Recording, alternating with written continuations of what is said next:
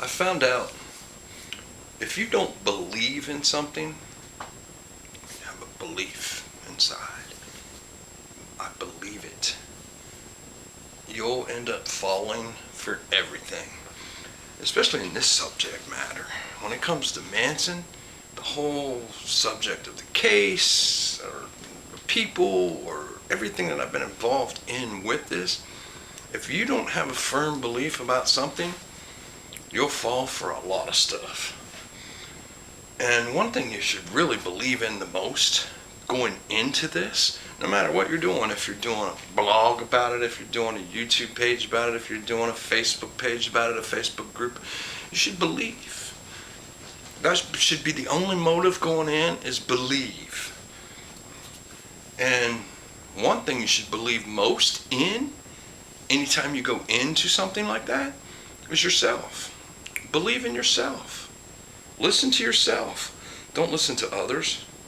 Don't listen to what others tell you you should do or you shouldn't do, because there's going to be a lot of those people. They're going to tell you, yeah, you can't do that. That's all they're going to tell you, really. Nobody's going to ever tell you, you know what, you did a good job. And that's the problem with this whole subject. Nobody ever props anybody up. All they do is try to cut people down. So you got to go into it believing in yourself, on whatever you're going to do. Even if it's just to go get an autograph, believe in yourself that you're going to do it. Because I had people telling me from the very beginning, are you a marine biologist? That can get you an autograph. I'm like, what the hell? So believe mainly in yourself and don't listen to others, because you'll need it. Because when it comes to this boxes of crap that I've got from, we're still in that story of, TJ, Anson, their stuff from the meth dealer, Oh, I remember the girl's name. The girl's name was Debbie. Debbie. I don't know why it popped in my head. It was like all of a sudden, Debbie does meth popped in my head. I was like, oh crap, her name's Debbie. Anyway, that was the meth girl's name. Back to what we were talking about here. I was talking about having, believing in something. And I try to always believe in the goodness of people. And this subject, again, I was talking to my friend. I have a friend. There's some good people I met in this subject, too. And this is one of them, my friend Marlin. He wrote a book on Charlie. He spent a lot of time with Charlie, sitting there talking to Charlie. He's done documentaries about Charlie. So he knows a lot about Charlie. And I was talking to him one day when he was at my house, and we're talking about this Manson curse. This curse that it's like a black cloud that can get over your head, and sometimes it can destroy people. I've seen it do that. I've seen it kill people. I've seen it do all kinds of things. So we were talking about this curse and on how it can really, when you're anywhere in this subject material, or probably any dark subject material, there's kind of some black dark cloud that goes with it. It's almost like the equivalent. I equate it to this. It's like walking on the edge of a razor blade.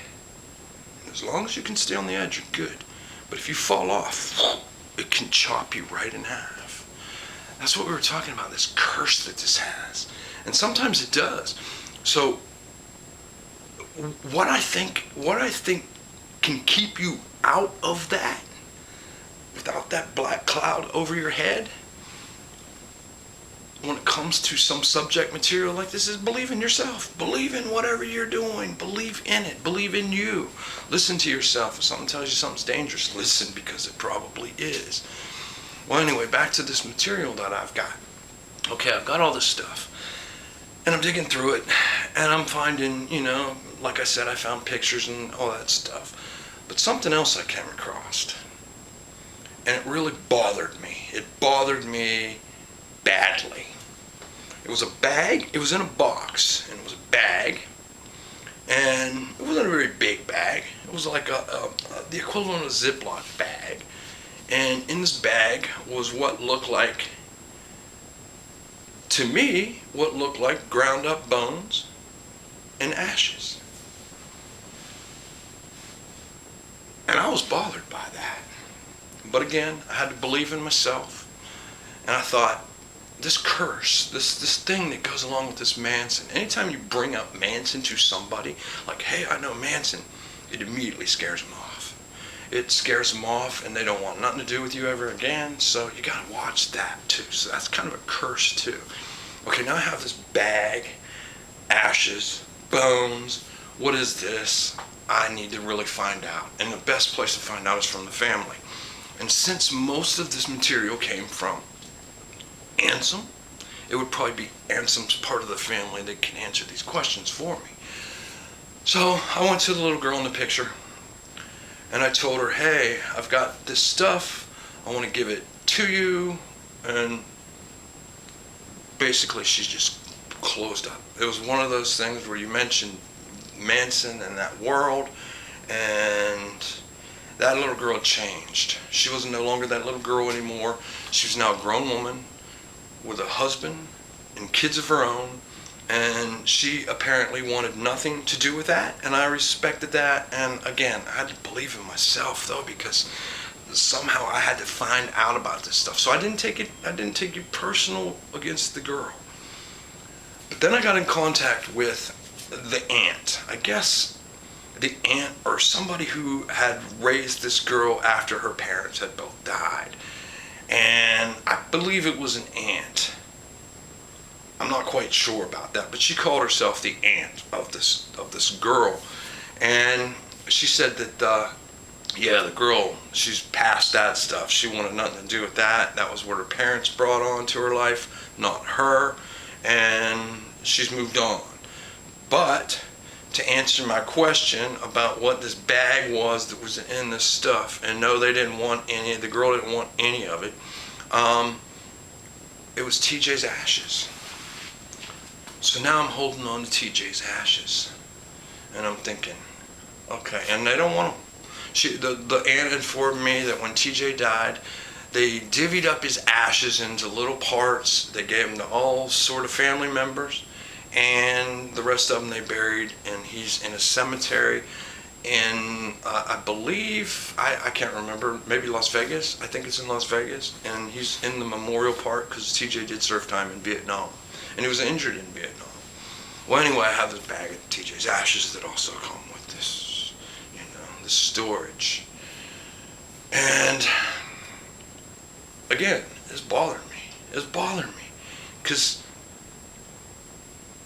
where do you put something like that to, like, you know, if it was in a box, in a storage thing, and obviously they were Lori's, and now Lori's dead, and what was Lori going to do with them? I don't know what Lori was going to do with them, and the person that's calling herself Lori's sister and the aunt of this, nobody wants them. Nobody wants them. So what am I to do? Well, it was around. Well, it was a little after Y2K, but Y2K, year 2000, when 99 switched to the year 2000, it was not called Y2K. And the Smithsonian Institute, they were selling these, time capsule basically things, that it came with all kinds of parts to it, where you could properly store things into this time capsule so that you could preserve things for however many ever long you wanted to. And I thought, wow, that would be the perfect, you know, kind of casket, entombment for these ashes. So I got, I got this thing from the Smithsonian. And if you watched my YouTube channel at the very beginning, you would have seen me doing this, because I made a video where I was doing it in the garage, and I even said what it was at the time. I even showed him at the time. Actually, I even showed his ashes on video, which, you know, I don't have that anymore, and I'm glad I don't have that, because to me that's just bad karma. But I was being really respectful. I mean, I wasn't doing anything bad with this. It was just the bag, and I showed him, and I was showing what I was doing with them, basically. I took the Smithsonian thing, I put the ashes inside this thing and sealed them up inside all the bags that they give you, and they give you gloves and they give you all kinds of things, and put it in there with that. And I took some pieces that I had from Death Valley, took some pieces that I had from Spahn Ranch, and I also put them in there with that. And I closed this thing up, and I put it, I mixed up a bunch of cement, and I put, it was like a form. I filled up the bottom of the form with cement, put wire all around this thing I had from the Smithsonian, put it in the cement, and then I covered the rest of it with cement and let it dry. And before I let it dry, I put in it, I believe I put the year 1969, and then I put the year, I think it was 2009, when I put, so it was that many years later. And I put a peace sign on it, in the cement, and it looked like a tombstone. And it had a waffle kind of edge to it, that was part of the form. So then it dried, and I took it out of the form, and it was a complete looking like tombstone thing. And it also looked like a rock, because I sprinkled dirt from Spahn Ranch all over this thing. So now it looked like a rock, and it had, 1969, 2009 on it with a peace sign, and I think I might even have put my own initials on there. I'm not sure about that. And I took this thing, and I took it to Spahn Ranch, and I buried it over at Spahn Ranch. And it's been there now since 2009. So TJ's ashes are in a bag from, the Smithsonian Institution. Little time capsule thing that's enclosed in concrete. And I dug a hole at Spahn. And I'm not going to tell you where, but it's really close to all the, where TJ probably was many, many, many a times. I took a bunch of Manson's rocks, and I first lined the bottom of the hole. And the hole, I probably dug it was about, I can tell you this. The hole was started by the fire department because they were taking dirt, so it was pretty deep. It was like it was like this much by the time I started, and then when I finished, it was probably a good 3 feet. If I stood in it, this much of me would be out of it. 4 feet maybe. And in the bottom of the hole, I put Manson's rock that they had cut off of Manson's rock. And I placed this thing in there, and I put more rock over it, put dirt, more rock over it, dirt, more rock over it, dirt, more rock over it, dirt. I don't think nobody's going to find it, ever. If they do, there's also a video disc in there telling what it is of me talking into this. I do recall doing that too. And it should be taken proper care of if somebody does find it, not sold at the highest price to the highest bidder. So that was what that was the only thing I could come up with and think of to do with this stuff. And here, I told you there was a few more pictures in here. Let me get into, the rest of the pictures. And you can take a look at all the friends that Manson used to have that come, that were in his life from the 80s to the 90s. All these people were in his life. He was like visits all the time, friends all the time, friends to call on the phone, friends back in the day when he was out wandering around, free. And he's going to talk about Squeaky here. And then we'll end this thing. The whole thing that they've done this time is not right. Before, when I got arrested before, I had that coming. I did what I got busted for. And I never had no bitch coming. If I do the crime and I got busted, I did the time. And then the old man told me, says, boy, you want to stay out of prison? I told him, yes, sir. He said, don't break the law and they'll never put you back in jail. And I said, oh, that's too simple. He said, the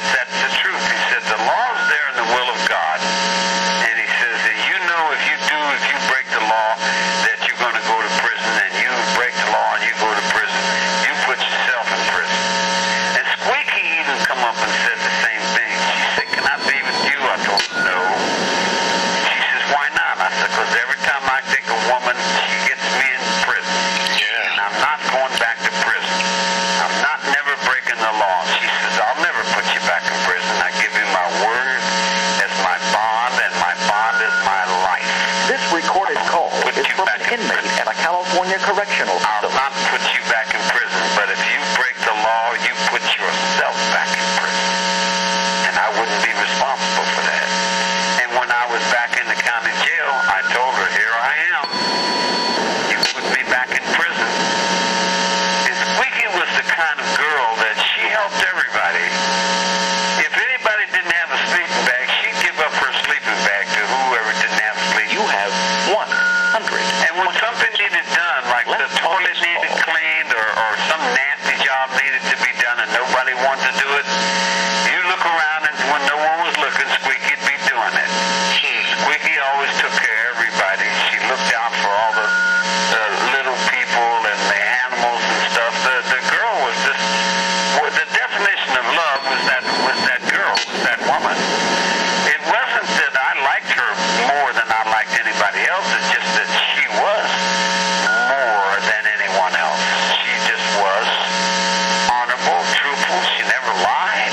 Have you ever met a woman that never lied? That's almost impossible. Yeah, oh yeah. Yeah, well, that's the honorable. That's the real Christian. I mean, you don't have to go to church to be an honorable and decent person. No, I totally understand that. I respect honorable people. Even though I'm an outlaw and a rebel and a criminal and a crook, I still respect the honest people, man. I still, I'm honest with my crime. In other words, I don't go around, I don't double deal people, man. Oh, I know you don't. I deal them square out, man. Yeah, I never go behind nobody's back with nothing. If they go behind me, then they're behind themselves. Yes. So,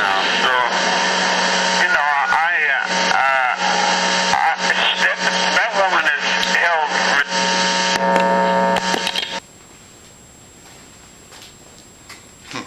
Are you like Squeaky, where if you see somebody didn't do it, like the dishes, you'll go do the dishes? Yeah. She sounded like a good person. She sounded like a really good person over there. Probably got taken advantage of a lot. But she sounded for real, man. She sounded like she was being her real self too. Just like Charlie always did. He always sounded like he was being his real self to me, he wasn't trying to make shit up. If he liked something along the way, he might copy something off somebody and use it. But he was still his real, genuine self. Some of those people in that Manson family weren't. TJ was. That got him in trouble a lot of times by being his honest, real self, Because he's actually the first person that ever exposed his own kids. He did it on a television. He did it on a television show with Channel 2 News with Harvey Levin, the guy that runs TMZ now. He did it then. He even said back then that, if his kids ask him, hey, Dad, can I try that marijuana? He says, oh, I'd probably have to let him do it. Being his genuine self got him in trouble a lot of times, but he seemed like a good dude too. But some of these people in this Manson family, I don't know. They seem like phonies to me. But anyway, if you can, don't let anybody dictate who you are, Don't try to copy somebody. Be your genuine self. There's a lot of people out there that are trying to be weirdos. When I was a kid, they used to call me a weirdo. He's a weirdo.